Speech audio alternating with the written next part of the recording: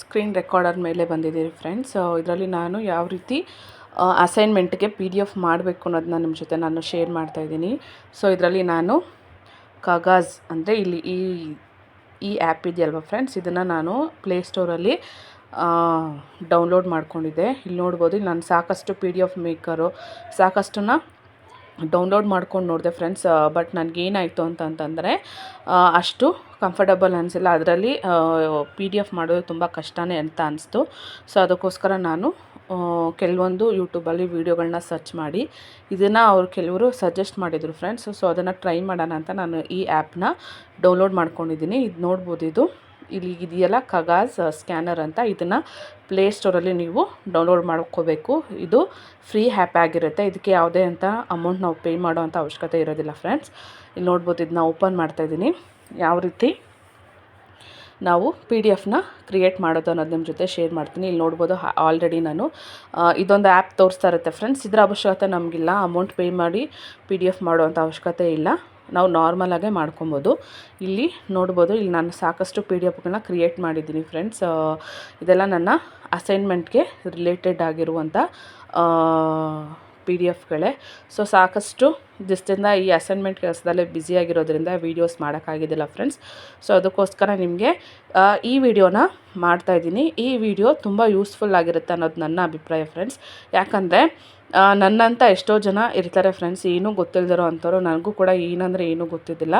So ನಾನು ಕೆಲವೊಂದು ವೀಡಿಯೋಗಳನ್ನ search ಮಾಡಿ ಕೆಲವರ ವೀಡಿಯೋಗಳನ್ನ ನೋಡಿನೇ ಕಲ್ತಿರೋದು. ಇಲ್ಲಿ ನೋಡ್ಬೋದು, ಇದು ಇವತ್ತು ಕ್ರಿಯೇಟ್ ಮಾಡಿರೋದು. ಈ ರೀತಿ ನಾನು ಅಸೈನ್ಮೆಂಟ್ಗಳನ್ನು ಕ್ರಿಯೇಟ್ ಮಾಡಿದ್ದೀನಿ ಫ್ರೆಂಡ್ಸ್. ಇಲ್ಲಿ ನೋಡ್ಬೋದು, ನಾನು ಬರೆದಿರುವಂಥ ಅಸೈನ್ಮೆಂಟ್ಗಳನ್ನ ಈ ರೀತಿ ನಾನು PDF ಮಾಡಿದ್ದೀನಿ. ನಿಮಗೆ ತೋರಿಸ್ತೀನಿ ಯಾವ ರೀತಿ ನಾವು PDF ಮಾಡಬೇಕು ಅಂತ. ಈ ರೀತಿ ಬಂದಾಗ ಈ ಫೇಸ್ ಇದು ಹೋಮ್ ಪೇಜ್ ಕಾಣಿಸ್ತಾ ಇದೆಯಲ್ಲ ಫ್ರೆಂಡ್ಸ್, ಇಲ್ಲಿ ಸ್ಕ್ಯಾನ್ PDF ಅಂತ ಇರುತ್ತೆ. ಸೊ ಅದನ್ನು ನೀವು ಕ್ಲಿಕ್ ಮಾಡಬೇಕಾಗತ್ತೆ. ಇಲ್ಲಿ ಸಾಕಷ್ಟು ಆಪ್ಷನ್ಸ್ ಬರುತ್ತೆ, PDFಸು, ಗ್ಯಾಲರಿ, ಕ್ಯಾಮ್ರಾ, ಪ್ರೊಸೀಡ್ ಅಂತ. ಇಲ್ಲಿ ನಾವು ಗ್ಯಾಲರಿಯಲ್ಲಿ ಅಂದರೆ ಇಮೇಜನ್ನು ನಾವು PDFಗಾಗಿ ಕನ್ವರ್ಟ್ ಮಾಡ್ತಾಯಿದ್ದೀರಿ ಫ್ರೆಂಡ್ಸ್. ಇಲ್ಲಿ ಬರುತ್ತೆ, ಇಲ್ಲಿ ನಾವು ಆಲ್ರೆಡಿ ಫೋಟೋ ಹಿಡಿದು ಇಟ್ಟಿರ್ತೀವಲ್ಲ ಫ್ರೆಂಡ್ಸ್, ಅದನ್ನು ಇಲ್ಲಿ ಏನು ಮಾಡಬೇಕು ಅಂತಂದರೆ ಸೆಲೆಕ್ಟ್ ಮಾಡ್ಕೋಬೇಕು. ನಾವು ಯಾವುದಾದ್ಮೇಲೆ ಯಾವ್ದು ಬರಬೇಕು ಅನ್ನೋದು ನಾವು ಸೆಲೆಕ್ಟ್ ಮಾಡ್ಕೊಬೇಕಾಗತ್ತೆ. ಫಸ್ಟು ನಾವು ಫೋಟೋನ ಕ್ಲಿಕ್ ಮಾಡಿ ಇಟ್ಕೋಬೇಕಾಗತ್ತೆ ಫ್ರೆಂಡ್ಸ್. ಇಲ್ಲಿ ನೋಡ್ಬೋದು, ನಾನು ಇಲ್ಲಿ 14 ಪೇಜಸ್ನ ಸೆಲೆಕ್ಟ್ ಮಾಡ್ಕೊಂಡಿದ್ದೀನಿ. ಅದನ್ನು ಇಲ್ಲಿ ನಾನು ಆ್ಯಡ್ ಮಾಡ್ತಾಯಿದ್ದೀನಿ. ಸೊ ಇಲ್ಲಿ ಆ್ಯಡ್ ಆಯಿತು. ಇಲ್ಲಿ ತೋರಿಸ್ತಾ ಇದೆ 14 ಪೇಜು. ಇಲ್ಲಿ ನಾವು ಪ್ರೊಸೀಡ್ ಅಂತ ಕೊಡಬೇಕಾಗುತ್ತೆ ಫ್ರೆಂಡ್ಸ್. ಆ ಬಟನ್ ನಾವು ಪ್ರೆಸ್ ಮಾಡಬೇಕಾಗತ್ತೆ. ಇಲ್ಲಿ ಎಡಿಟಿಂಗ್ ಮಾಡ್ಕೋಬೋದು, ನಮಗೆ ಯಾವ ರೀತಿ ಇರಬೇಕು, ಯಾವ ರೀತಿ ಬರಬೇಕು ಅಂತ. ನೋಡ್ಬೋದು, ಈ ರೀತಿ ನಾವು ಕ್ರಿಯೇಟ್ ಮಾಡ್ಕೊತ ಹೋಗಬೇಕು ಫ್ರೆಂಡ್ಸ್. ಎಲ್ಲ ಪೇಜಸ್ಸನ್ನು ನೋಡ್ಬೋದು, ಎಲ್ಲ ಪೇಜಸ್ಸನ್ನು ನಾವು ಕ್ರಿಯೇಟ್ ಹೋಗಬೇಕು. ಬ್ಯಾಕ್ ಹೋಗ್ಬೋದು, ನೆಕ್ಸ್ಟ್ ಹೋಗ್ಬೋದು, ಲೆಫ್ಟು, ರೈಟು ಎಲ್ಲನೂ ನಾವು ಪ್ರತಿಯೊಂದೂ ಇಲ್ಲಿ ಎಡಿಟ್ ಮಾಡ್ಕೊಬೋದು ಫ್ರೆಂಡ್ಸ್. ಇಲ್ಲಿ ನೋಡಿ, ನಾನು ತೋರಿಸ್ತಾ ಇದ್ದೀನಿ. ಇದು ನಾನು ನಿಮಗೆ ಸುಮ್ಮನೆ ಯಾವ ರೀತಿ ಮಾಡೋದು ಅಂತ ತೋರಿಸ್ತಾ ಇದ್ದೀನಿ. ಇಲ್ಲಿ ನೋಡಿ, ಈ ರೀತಿ ಎಡಿಟ್ ಮಾಡ್ಕೊಬೇಕಾಗುತ್ತೆ.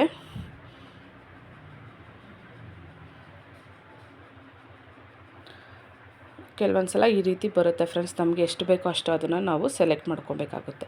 ಸೊ ಇಲ್ಲಿ ಏನಾಯಿತು ಅಂತಂದರೆ ಫುಲ್ಲು ಕವರ್ ಆಗಿದೆ ಫ್ರೆಂಡ್ಸ್. ಇಲ್ಲಿ ನಾವು ಡನ್ ಅಂತ ಕೊಟ್ಟರೆ ಇವಾಗ ನಾವು ಮಾಡಿರುವಂಥದ್ದು ರೆಡಿ ಆಗುತ್ತೆ ಫ್ರೆಂಡ್ಸ್. ಅಂದರೆ ಇಮೇಜಿಂದ PDF ಆಗಿ ಇದು ಕನ್ವರ್ಟ್ ಆಗುತ್ತೆ. ಸೊ ಇದನ್ನು ಕನ್ವರ್ಟ್ ಆಗಿರೋದನ್ನ ನಾವು ಏನು ಮಾಡಬೇಕು, ನಮ್ಮ ಅಸೈನ್ಮೆಂಟ್ ಅವ್ರು ಕೊಟ್ಟಿರೋದ್ರಿಂದ ನಾವು ಅಲ್ಲಿ ಅಪ್ಲೋಡ್ ಮಾಡಬೇಕಾಗತ್ತೆ ಫ್ರೆಂಡ್ಸ್. ಅದನ್ನು ನೆಕ್ಸ್ಟ್ ವೀಡಿಯೋದಲ್ಲಿ ಯಾವ ರೀತಿ ಅಪ್ಲೋಡ್ ಮಾಡೋದು ಅಂತ ನಾನು ತೋರಿಸ್ಕೊಡ್ತೀನಿ. ಇವಾಗ ನಿಮಗೆ ಇದು ತುಂಬ ಈಸಿಯಾಗಿ ಹೇಳ್ಕೊಟ್ಟಿದ್ದೀನಿ ಅಂತ ನನ್ನ ಅಭಿಪ್ರಾಯ. ಇವಾಗ ಕ್ರಿಯೇಟ್ ಮಾಡಿರೋದು ನೋಡ್ಬೋದು ಫ್ರೆಂಡ್ಸ್. ನೀವು ನೋಡಿ, ಇಲ್ಲಿ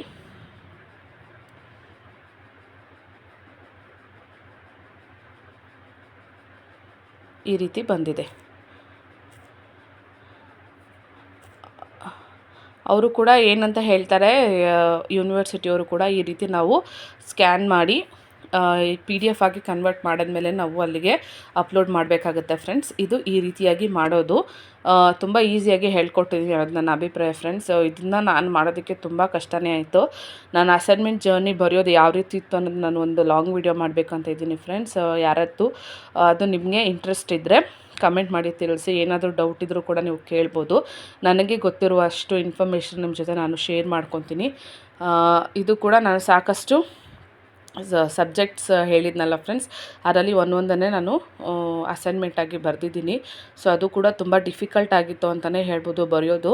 ಅದು ಯಾಕೆ ಡಿಫಿಕಲ್ಟ್ ಆಗಿತ್ತು ಅನ್ನೋದನ್ನು ಕೂಡ ನಾನು ಮುಂದಿನ ವೀಡಿಯೋದಲ್ಲಿ ಶೇರ್ ಮಾಡ್ತೀನಿ ಫ್ರೆಂಡ್ಸ್. ಯಾರು